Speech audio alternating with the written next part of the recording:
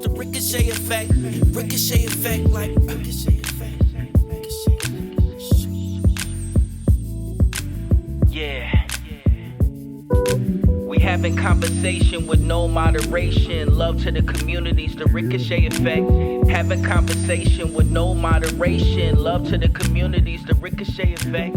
Having conversation with no moderation. Hi, this is Renee Cobb, and I'm Dr. Abini El Amin, and we are with the Ricochet Effect. so we are here at WUKY at the Urban Art Collective gallery opening. We are so excited to have Bryce Oquaye with us, and I have been admiring his work through the Barbershop Initiative so far.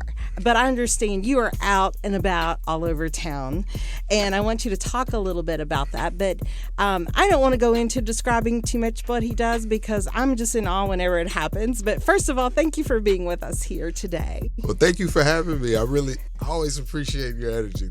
Thank you a lot.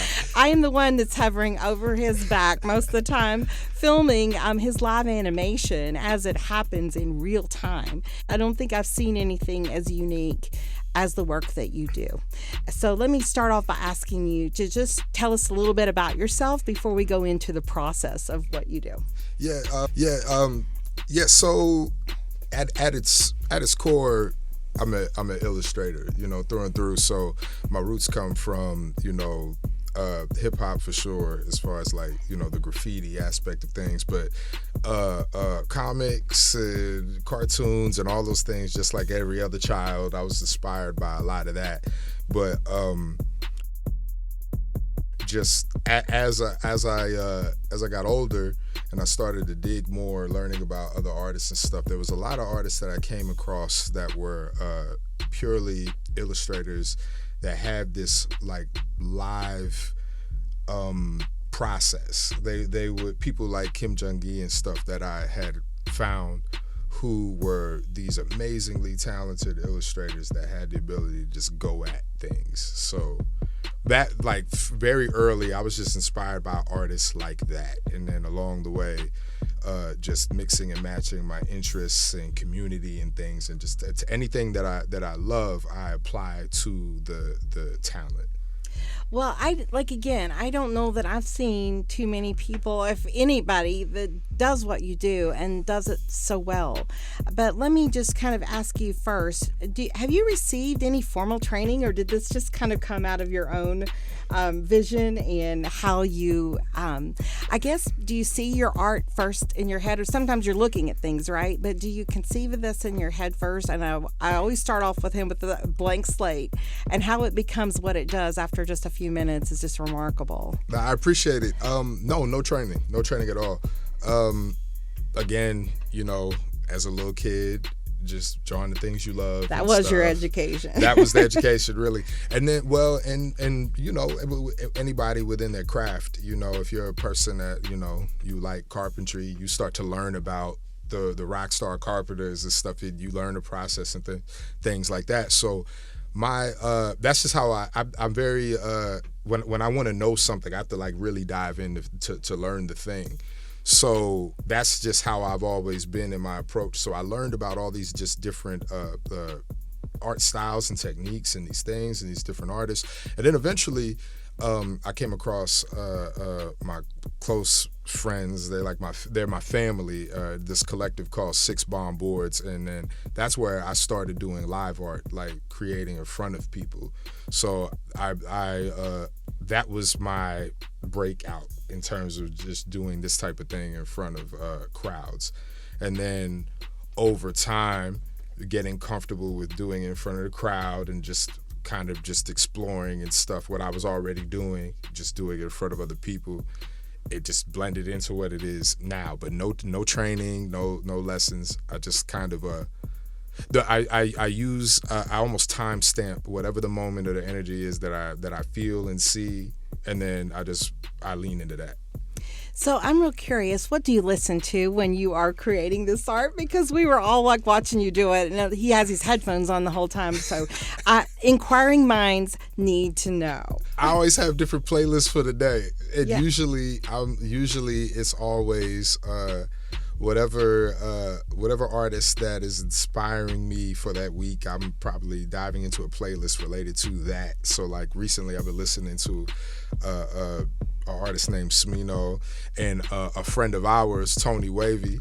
He's on a couple of my playlists. People like that. I love neo soul and R&B, stuff like that. So whatever it is that I'm feeling, the vibe of the environment, I'll just lock into a playlist. I have like on my Spotify and my YouTube mixes alone, I think I have like over probably 120 separate just playlists of things. And I just pick. Well, that's awesome. So do you say that music is part of what inspires you while you're doing the artistic process, or is it just to block out the noise and also the distraction perhaps? So It's the soundtrack. That's what Yes. it is. Yeah. Yeah. Like, because everything that I do, the musical component is super important, because that's why I have very flowy, kind of rough approach to things. It's part of it is the energy of the moment, and then the music is really huge. Because I need it's kind of one of those things to kind of help me focus and to stay out of my thoughts, because it's very easy to overthink things, second guess things. So I put myself almost in a not necessarily like a trance, but just in this tunnel vision approach. So I use the music as a way to completely pigeonhole the thoughts. I've curated the music for the moment, and I lock in, and then all it is just the music in the moment, and then I make what I make, and I don't necessarily think about what's right, what isn't, whatever. It just is what it is.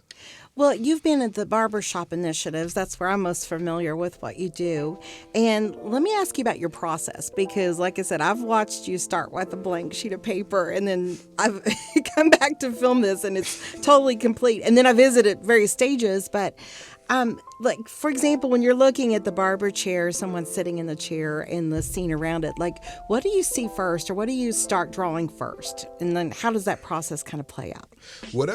Typically it's whatever stands out the most to me. So if I'm looking at, let's say I'm looking at the barber chair, there might be like the light might be hitting some metallic section of that chair in the way that catches my attention, and then maybe I start there.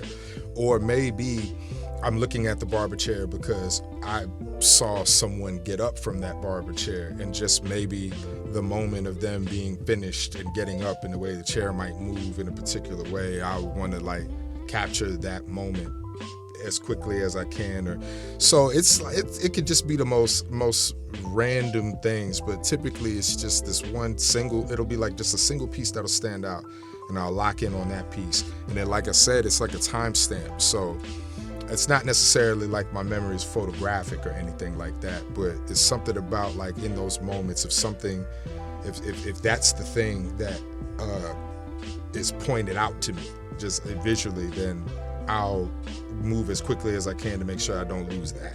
I would say that's probably challenging, because people get up and they move, and all of a sudden that barber chair is swung around, right? Yeah. And so I would say that's probably pretty difficult, right? It was a lot more difficult at one point in time, but I look at I look at things in shapes. Like I interpret things in very blocky, just rudimentary shapes, and then the details all come after I put together that composition. So in my mind, I'm looking at everything like silhouettes and shapes and things that are collected into whatever kind of conveys the moment or what I find attractive. And then after I mold all that out, then those details that you see is just me kind of sculpting what makes sense. Because, I have an understanding through studying and taking my time with figure drawing and things like that of what a person should look like, or what certain aspects Right. of like perspective and things. So it's not necessarily like a cheat sheet or anything, but I know well enough what certain things are supposed to look like, and I stretch it to whatever I think makes sense for me stylistically. So I block it all out and I chip away, and until I get exactly what it is that I want, or I chip away until I feel like I can't work that any further without it messing something up. Well, I like it when, like I said, and I've kind of studied you a couple of different times now. And let me just say, I have no background in art whatsoever. And I will say that watching you do what you do has really inspired me to look at art much differently, and also the urban art style, right? And I've just developed such an appreciation for that in just a few weeks that I've known you. But whenever you pick up the white, is it a pen or is it a paint pen or is it a... It's whiteout. It's whiteout. Oh my goodness, Yeah. that's even better. It's the same whiteout you could buy at Staples, really. Oh my gosh. I buy them in bulk. One of my homies, Justice Stewart, who is part of 6 Pound Boards, the creator of 6 Pound Boards, he put me on to these Pentel whiteout pens. For a while, I was using these whiteout, like those brushed, the same things you would use to white out. Typewriter, like my era. Same stuff, yeah. But they have these whiteout pens that you could use, and then there's these whiteout brushes. So I was like, oh, I can use these, and they work perfectly because I'm using black acrylic ink, and I'm using permanent markers and stuff like that. It's very much.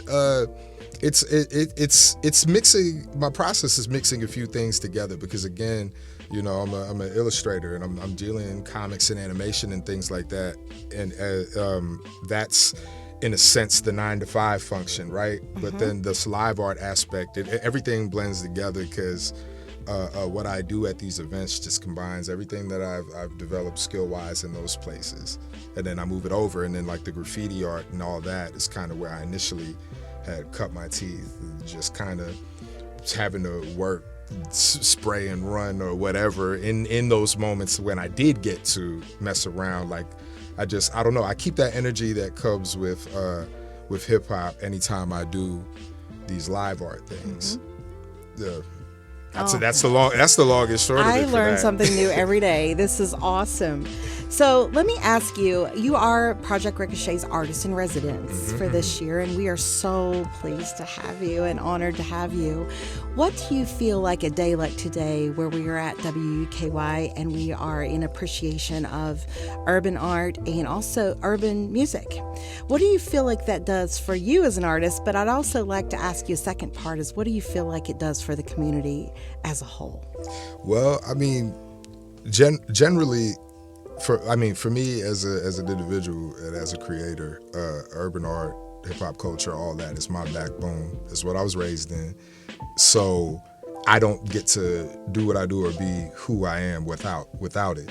And the importance of all of this is coming off of the backs of people that have the understanding of like what this culture, what we do, what that means to everybody, because we speak a language that is not one that has to be translated amongst each other, right? Like I can speak to my brothers and people in this community, and I don't have to double back and say things twice, as opposed to when I step outside and I have to over-explain and be a little bit more accommodating, and that leads into the conversations of, you know, representation and things, right? So when you have an urban art collective, you're expanding these ideas of representation, and you're saying, hey, let's make a collective of people who are all connected culturally, that can step into their communities, and then it can just be what it is. And it's not even a situation of having to force invitation, because people see a thing that they're connected with, and they see possibilities, and they see people doing things at a higher level, and they say, wow, I want to go and do that. Who's doing this? I want to see this. Who's involved? So that's the importance to me of the Urban Art Collective and what we do, and how we're all doing something that's a lot larger than even we might realize in the moment. Well, we thank you so much for being with us here today, and we're looking forward to witnessing your art taking place. I appreciate you. Thank you again for all your energy. This is beautiful. Thank you. Well, we've come to the close of another amazing podcast. I'd like to thank our listeners. I'd like to thank our guest.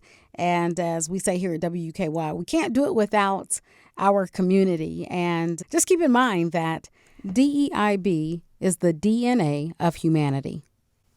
The vision of Project Ricochet is to find practical solutions that assist minority youth who are prone to antisocial behaviors while discovering positive and productive lifestyle alternatives. An overarching goal of Project Ricochet is to work and communicate in genuine ways with existing organizations and groups which have a similar focus as we do.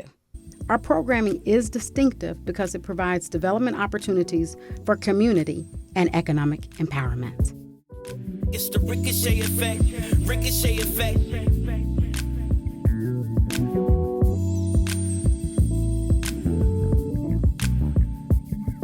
It's the Ricochet effect, Ricochet effect, Ricochet effect, Ricochet effect.